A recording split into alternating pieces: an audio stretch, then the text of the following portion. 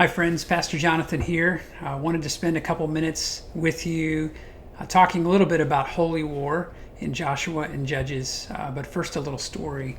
In elementary school, I played basketball and our team mascot was the Crusader. He was named after those Christians in history who believed that God was calling them to enact holy war on Muslims. We had this knight-looking guy who carried a sword and a shield with a cross, and he fought for Jesus. Back then, of course, as a kid, it seemed really kind of cool. Thinking back now seems a little disturbing. It does raise this question, though, of what do we do with this idea of holy war in the Bible and in history? Now, as opposed to those misguided crusaders of the Middle Ages, in the Old Testament, the people of God were commanded by God himself to holy war, or war in the name of God.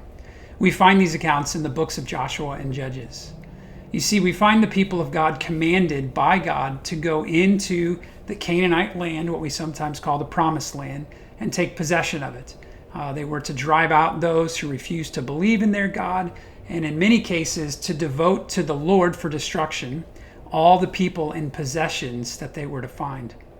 Now, how do we reconcile this with God's commands that we find in the Ten Commandments, like do not murder and do not steal? Isn't that exactly what they're doing in Joshua and in Judges? Well, some helpful insight can be found for us in a study by Pastor Tim Keller called Judges for You.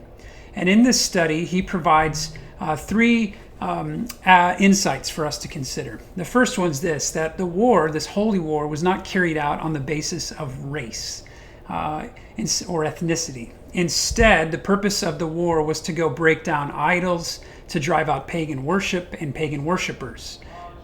Secondly, we see that the war is not carried out on the basis of imperialistic expansion.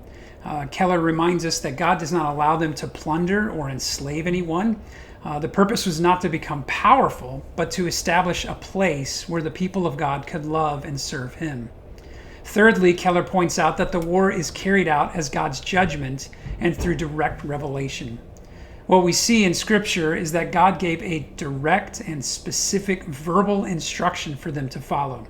It wasn't that they one day woke up and said, we prayed about it and we think God is leading us to wipe out another people.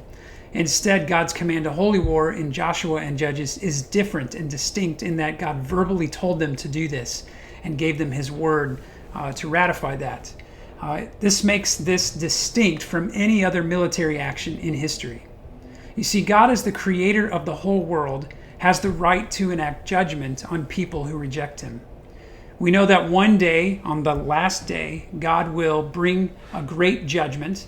And in some cases, as in Joshua and Judges, God chooses to bring the final judgment early. Now, we ought to also make a distinction when we read the Bible between things that are descriptive and prescriptive. For example, in the book of Acts, which describes the early days of the church, we see many things happen in the church that describe how God is at work, how the people are responding, and what's happening. But it doesn't mean that we are prescribed necessarily to do church today in the same way. We know that from texts like 1 Corinthians 14 and 1 Timothy, which lay down principles for order in the church, that we don't see in Acts that there are certain guidelines we have for church that are not prescribed for us in the book of Acts. In the same way, just because Joshua and Judges describe a holy war doesn't give Christians a prescription for holy war today. Another key component to understanding this dilemma is one's view of the Bible. You see, the orthodox view is that the entire Bible, all 66 books, from Genesis to Revelation, is the revelation of God's will. It's inspired by God, it's infallible, it's without error, it's sufficient for man's salvation, it's authoritative for faith and life, and it's complete. Now, Keller points out that only a view that sees the Bible as divine and inerrant revelation protects against holy war.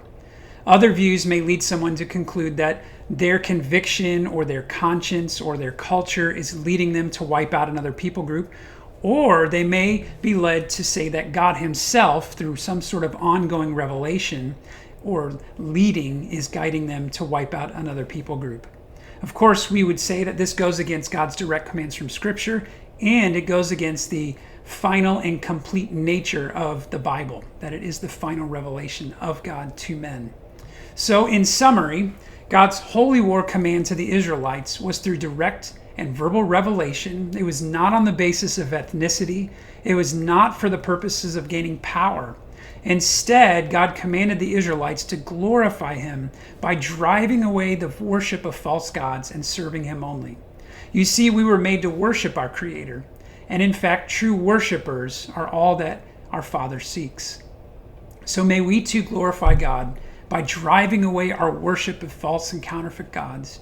And may we contemplate the beauty of what Jesus, the Son of God, did for us on the cross, so that darkness and death might be driven away from us for our sake.